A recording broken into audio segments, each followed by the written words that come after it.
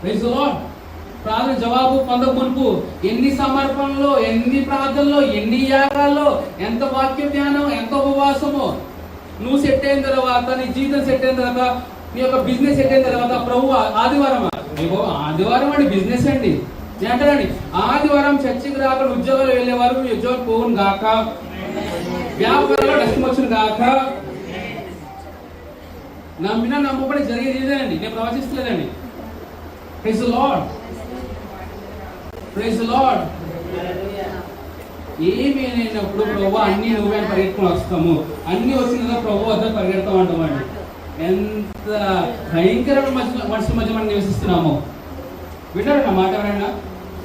ఉద్యోగం లేనప్పుడు సోమవారం శనివారం వరకు ప్రభా ఉద్యోగం ప్రభా.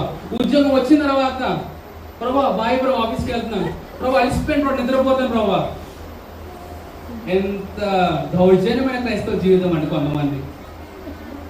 విన్నాను నా మాట.